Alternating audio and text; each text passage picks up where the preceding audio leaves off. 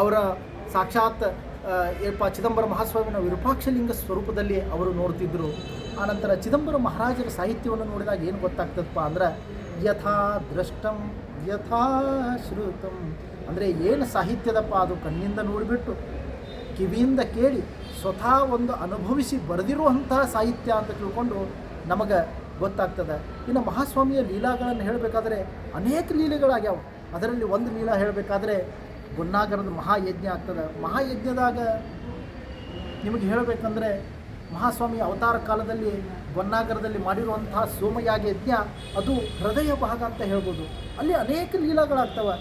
ಅಂಥ ಲೀಲಾದಲ್ಲಿ ಅನೇಕ ಜನ ಭಕ್ತಾದಿಗಳು, ರಾಜ ಮಹಾರಾಜರು, ಆನಂತರ ವಿದ್ವಾಂಸರು, ಋಷಿಮುನಿಗಳು, ಯೋಗಿಗಳು, ಸಾಧು ಸತ್ಪುರುಷರು, ಸಂತರು, ಇಡೀ ಭರತಖಂಡದಿಂದ ಎಲ್ಲ ಭಾಗಗಳಿಂದ ಸದ್ಭಕ್ತರು ಆ ಒಂದು ಯಜ್ಞದಲ್ಲಿ ಪಾಲ್ಗೊಂಡಿರ್ತಾರೆ.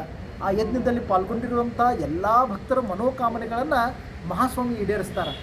ಅಂಥದ್ರಲ್ಲಿ ಒಬ್ಬ ಭಕ್ತ ಆದಂಥ ಒಬ್ಬ ಸೇಟು 20 ವರ್ಷದಿಂದ ಮಹಾಸ್ವಾಮಿ ಭಕ್ತ ಆಗಿರ್ತಾನೆ ಅವನು.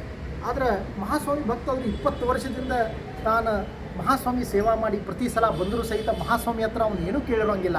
ಪ್ರತಿ ಸಲ ಬರೋದ ಮಹಾಸ್ವಾಮಿ ದರ್ಶನ ತಗೊಳ್ಳೋದು, ನಮಸ್ಕಾರ ಮಾಡೋದು, ಆನಂತರ ಅಷ್ಟು ತಗೊಂಡು ಮಹಾಸ್ವಾಮಿ ಕೃಪಾ ನಿಂದು ಯಾವಾಗಲೂ ನನ್ನ ಮೇಲೆ ಇರಲಪ್ಪ ಅಂತ ಮನಸ್ಸಿನಲ್ಲಿ ಬೇಡ್ಕೊಳ್ಳೋದು. ಆದರೆ ತನ್ನ ಬಾಯಿಂದ ಇದು ಬೇಕು ಅಂತ ತಿಳ್ಕೊಂಡು ಎಂದೂ ಕೇಳ್ತಿರಂಗಿಲ್ಲ. ಏನಾಗ್ತದೆ ಅಂದರೆ ಸೇಟು ತನ್ನ ಪರಿವಾರ ಸಮೇತ ತನ್ನ ಪತ್ನಿಯ ಜೊತೆ ಆ ಒಂದು ಗೊನ್ನಾಗರ ಯಜ್ಞಕ್ಕೆ ಬಂದಿರ್ತಾರೆ. ಆ ಬಂದಿರೋಂಥ ಪ್ರಸಂಗದಲ್ಲಿ ಅವಾಗ ಅವನ ಪತ್ನಿ ಹೇಳ್ತಾಳೆ, ನೋಡ್ರಿ ಎಲ್ಲರೂ ಬಂದವರು ತಮಗೇನೇನೋ ತಮ್ಮದು ಇಚ್ಛಾ ಅದ ಎಲ್ಲ ಕೇಳ್ಕೊಂಡು ಹೊಂಟಾರ, ನೀವು ಯಾಕೆ ಕೇಳಬಾರ್ದು, ನೀವು ಏನಾದರೂ ಕೇಳ್ರಿ, ನಮಗೇನು ಬೇಕು ಮಹಾಸ್ವಾಮಿಗೆ ಗೊತ್ತದಲ್ವ, ನಾವು ಯಾಕೆ ಕೇಳೋದು ಅಂತ ತಿಳ್ಕೊಂಡು ಅವರು ಅಂತಿರ್ತಾರೆ. ಅವಾಗ ಇಲ್ಲ ಕೇಳಿ ನೋಡ್ರಿ, ನಾವು ಹಂಗೆ ಹೋಗೋದು ಬೇಡ, ಯಾವಾಗ ಅವರು ನಮಸ್ಕಾರ ಮಾಡಿ ಇನ್ನೇನು ಕೇಳಬೇಕಂತ ಇರ್ತದೆ ಅವಾಗ ಮಹಾಸ್ವಾಮಿ ಅಂತಾರೆ, ನೋಡಪ್ಪ ನಿನ್ನ ಮನದ ಇಂಗಿತ ಏನದ ನನಗೆ ಗೊತ್ತಾಗ್ಯದ, ನೀವೇನೂ ಕಾಳಜಿ ಮಾಡಬೇಡ, ನಿನಗೆ 4 ಜನ ಮಕ್ಕಳಾಗ್ತಾರೆ, ಮುಂದೆ ಒಂದು ದಿವಸ ಇಂಥ ಕಾಲ ಬರ್ತದೆ, ನಿನ್ನ 4 ಜನ ಮಕ್ಕಳು ನನ್ನ ಜೊತೆ ಪಂಕ್ತಿದಾಗ ನೀನು ನನ್ನ ಜೊತೆ ಕೂತ್ಕೊಂಡು ನೀನು ಪ್ರಸಾದ ಸ್ವೀಕಾರ ಮಾಡ್ತೀಯ.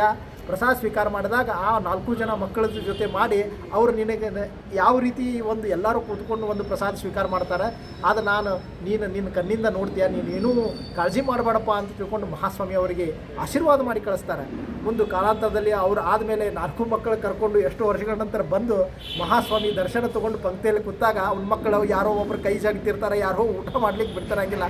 ಆವಾಗ ಮಹಾಸ್ವಾಮಿ ಅದನ್ನು ನೆನಪಿಸ್ಕೊಡ್ತಾರೆ. ಅಂದರೆ ಮಹಾಸ್ವಾಮಿ ಅನಂತ ಕರುಣಾಮೂರ್ತಿ. ಕೃಪಾ ಸಮುದ್ರಂ ಸಮುಖಂ ತ್ರಿನೇತ್ರಂ ಜಟಾಧರಂ ಪಾರ್ವತಿ ವಾಮಭಾಗಂ ಸದಾಶಿವಂ ರುದ್ರಮನಂತರೂಪಂ ಚಿದಂಬರೇಶಂ ಹೃದಿ ಭಾವಯಾಮಿ. ಕೃಪಾ ಸಮುದ್ರ ಮಹಾಸ್ವಾಮಿ. ಕೃಪಾ ಅನ್ನೋದು ಏನಪ್ಪ ಅಂತಂದರೆ ನಾವು ಮಹಾಸ್ವಾಮಿಗೆ ಹೆಂಗೆ ಹೇಳಬೇಕಪ್ಪ ಅಂತಂದರೆ 1000 ತಾಯಿಯಂದಿರ ಪ್ರೀತಿ ಏನದಪ್ಪ ಅಂತಂದ್ರೆ ಅದು ಮಹಾಸ್ವಾಮಿಯಲ್ಲಿತ್ತು.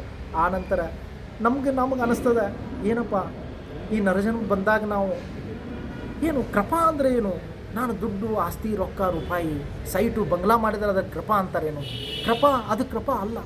ಯಾರು ಬೇಕಾದವ್ರು ಮಾಡ್ತಾರೆ. ಪಾಪಿ ಜನರ ಮುಂದೆ ಕೋಟ್ಯಾಂತರ ರೂಪಾಯಿ ಇರ್ತದೆ, ಅದು ಕೃಪಾ ಏನ? ಪೂರ್ವದ ಪುಣ್ಯದಿಂದ ಮನುಷ್ಯನಿಗೆ ಏನೇನು ಬೇಕೋ ಅದು ಇಲ್ಲಿ ಸಿಗ್ತದೆ.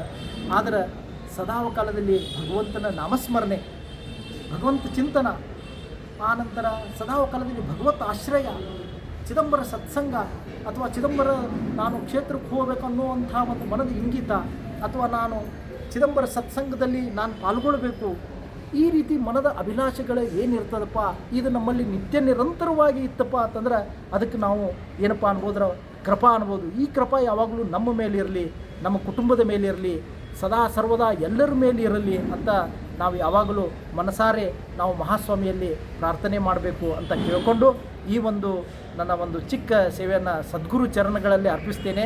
ನನಗೆ ಈ ಒಂದು ಹೇಳಲು ಅವಕಾಶ ಮಾಡಿಕೊಟ್ಟಿರೋದಕ್ಕೆ ನಾನು ಅನನ್ಯ ಭಾವದಿಂದ ಕೃತಜ್ಞತೆಯನ್ನು ಅರ್ಪಿಸ್ತೇನೆ. ಬೋಲಾ ಚಿದಂಬರ ರಾಜಾರಾಮ್ ಮಹಾರಾಜ್ ಕೀ ಜೈ. ನನ್ನ ಮೊದಲ ಪ್ರಯತ್ನದ ಹಾಗೆ ಶ್ರೀ ಸಚಿನ್ ಅವ್ರನ್ನ ಕೇಳಿಕೊಳ್ಳ ಹಾಗೆ ಅವರು ಒಪ್ಪಿ ಈ ಸತ್ಸಂಗದಲ್ಲಿ ಪ್ರಾರಂಭಕ್ಕೆ ತಮ್ಮ ನುಡಿಗಳನ್ನು ಸಲ್ಲಿಸುತ್ತಾರೆ. ತಾವೆಲ್ಲ ಕೇಳಿ ಆನಂದ ಪಡಿ ಮಹಾಸ್ವಾಮಿಯ ಅನುಭವವನ್ನು ಪಡೀರಿ ಎಂದು ಕೇಳುತ್ತಾ ಧನ್ಯವಾದಗಳು. ಶಿವ ಚಿದಂಬರ.